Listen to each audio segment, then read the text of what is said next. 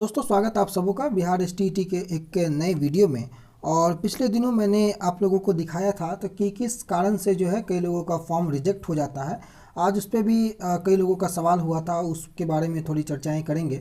Combination को लेकर के कई लोगों का जो सवाल है, जो फॉर्म में गलतियां हुई हैं उसके मैटर पे थोड़ी डिस्कशन होगी। साथ ही साथ आज के अखबारों में जो कुछ भी टीचर रिक्रूटमेंट के बारे में खबरें हैं उस पर चर्चाएं होंगी। और एसटीईटी 2021 में जो नई बहाली आने वाली है उस न्यू नोटिफिकेशन के बारे में जो कुछ खबरें पिछले दिनों में मार्केट में या सोशल मीडिया प्लेटफॉर्म में, इवन कई न्यूज़ पोर्टल्स में, अखबारों के माध्यम से जो प्रकाशित हुआ है ऑनलाइन न्यूज़ पोर्टल के माध्यम से, उन सभी चीज़ों पे हम लोग वन बाय वन डिस्कशन करने का प्रयास करेंगे। तो इस वीडियो को आप लोग अंत तक देखने का जरूर प्रयास करें। और अगर इस चैनल पर नया है आप लोग तो ज़रूर सब्सक्राइब करके बेल आइकन जो है वो प्रेस कर ले, ताकि बिहार एसटीईटी के रिगार्डिंग कोई भी लेटेस्ट नोटिफिकेशन जो हो, लेटेस्ट वीडियो जो हो आप तक ना छूटे। दोस्तों यहाँ पर आप देख सकते हैं, पिछले दिनों मैंने एक ज़िले का आपको दिखाया था किस प्रकार से जब औपबंदी के मेधा सूची तैयार की जाती है और जो शिक्षक नियोजन की प्रक्रियाएं पिछले चरणों में, यानी कि छठे चरण की मैं बात कर रहा हूं, उसमें ये सारी प्रक्रियाएं फॉलो की गई थी। उसके बाद जिन लोगों का रिजल्ट पेंडिंग में गया था, मैंने उस पर एक वीडियो क्रिएट किया था कुछ दिन पहले। तो उस पर आप लोगों का सवाल आ रहा था कि कई लोगों का जो कॉम्बिनेशन गलत है, कई लोग ने फॉर्म में जो गलतियाँ की हैं उसको लेकर के। तो मैं आपको प्रमाण दिखाता हूँ। सबसे पहले तो कॉम्बिनेशन का मैटर जो है कि अगर आपका इंग्लिश है, मान लीजिए कि अगर आपका जो सब्जेक्ट है इंग्लिश, और आप अगर एसटीईटी इंग्लिश से क्वालिफाइड है, लेकिन आपको इंग्लिश जो है वो ऑनर्स और सब्सिडरी में नहीं है।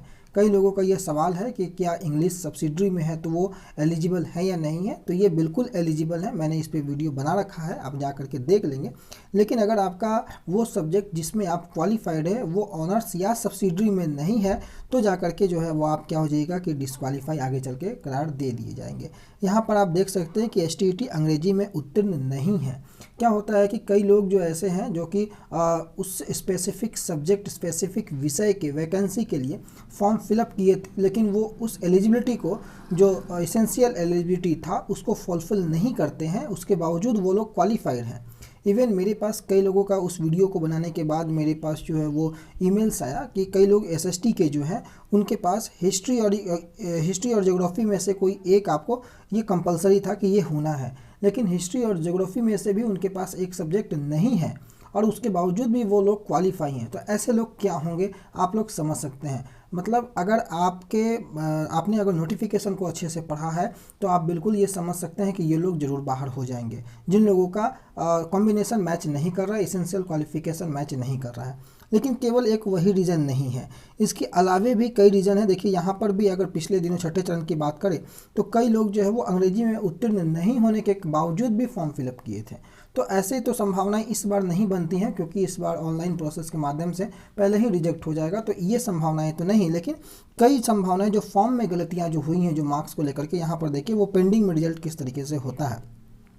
हालांकि यहाँ पर छठे चरण की मैं बात कर रहा हूँ कि यहाँ पर फॉर्म में बीएड का अंक दर्शाया ही नहीं गया है, इस कारण से इनका रिजल्ट पेंडिंग में गया है। और स्नातक एवं एसटीईटी जंतु विज्ञान एवं वनस्पति विज्ञान में उत्तीर्ण नहीं है और फॉर्म में बीएड का जो है अंक दर्शाया नहीं गया है। ये सारे कुछ जो रिमार्क्स हैं, इसका क्या तात्पर्य है? इसका तात्पर्य है कि ये रिजल्ट आपका पेंडिंग में हो जाता है और उसके बाद आपको, इसका मतलब ये नहीं कि आप नौकरी से वंचित हो जाइएगा, आपको एक मौका दिया जाता है। और उस समय अंतराल में आपको वो जो डॉक्यूमेंट्स होते हैं, कई लोग ये पूछते हैं ना कि फॉर्म में मेरा मार्क्स नहीं सही फिलअप किया गया है या मार्क्स में एक दो अंकों का जो है वो अंतर है, तो ऐसी स्थिति में उनके साथ क्या होगा? तो आपको ऐसा नहीं कि आपको नौकरी से वंचित किया जाएगा, आपको एक टाइम अलॉट किया जाएगा, जिस टाइम ड्यूरेशन में आपको वहां जाकर के उस डॉक्यूमेंट्स को सबमिट करना पड़ेगा, अपनी वस्तु स्थिति को स्पष्ट करना पड़ेगा और सारी जो बातें हैं, जो कन्फ्यूजन, जो डाउट है, उस डाउट को क्लियर आपको करना पड़ेगा उसी टाइम पीरियड के अंदर में। और आपको स्वयं उपस्थित होना होगा, अन्यथा आपकी जो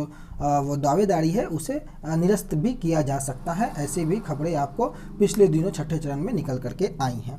तो ये तो हो गई फॉर्म वाली बातें। ऐसे एक नहीं, कई तरह की जो बातें हैं आप देख सकते हैं कि कॉम्बिनेशन को लेकर के हो, चाहे फॉर्म को लेकर के हो, इवन जो लोग बिहार के लोकल रेसिडेंट्स नहीं हैं उनको लेकर के भी प्रॉब्लम क्रिएट होगा, क्योंकि बिहार का डोमिसाइल मस्ट था। कई लोगों ने उसमें भी गलतियां की हैं और उनका भी यह सवाल था कि अगर वो बिहार के डोमिसाइल में नो कर रखे हैं तो उनका तो फॉर्म ऑलरेडी रिजेक्ट हो गया होगा। पता नहीं कि कैसे वो लोग एग्ज़ाम भी दे पाए, मुझे ये जानकारी नहीं है।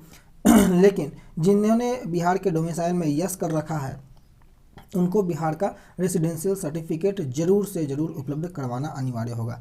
तो ये तो हो गई बात आज के कुछ मुख्य अखबारों में। अब आप देख सकते हैं कि प्रधानाध्यापकों के लिए जो है वो स्वीकृत पदों का ब्यौरा मांगा गया है। पिछले दिनों सदन में भी जो बिहार के नेता प्रतिपक्ष हैं तेजस्वी प्रसाद यादव, उनके माध्यम से भी प्रधानाध्यापकों की जो नियुक्ति है, जो सीटें खाली हैं, उसको लेकर के सवाल उठाया गया था। उसके बाद ही आज के अखबारों में लगभग आप देख सकते हैं तमाम अखबारों में स्वीकृत पद और नियुक्ति से जुड़ा हुआ जो ब्यौरा है वो मांगा गया है। शिक्षा विभाग जो है सरकारी प्राथमिक और मध्य विद्यालय में प्रधानाध्यापक के स्वीकृत जो पद हैं उससे संबंधित सूचना उपलब्ध कराने का निर्देश दिया है। और इस संबंध में जो शिक्षा विभाग के अपर मुख्य सचिव हैं संजय कुमार, उन्होंने सभी जिला शिक्षा पदाधिकारी और जिला कार्यक्रम पदाधिकारी को पत्र लिखकर राज्य में संचालित सारे जो प्राथमिक और माध्यमिक उच्च विद्यालय हैं उसमें जो कुछ भी रिक्तियां हैं प्रधानाध्यापक को उसको उपलब्ध कराए जाने को लेकर के बातें की हैं।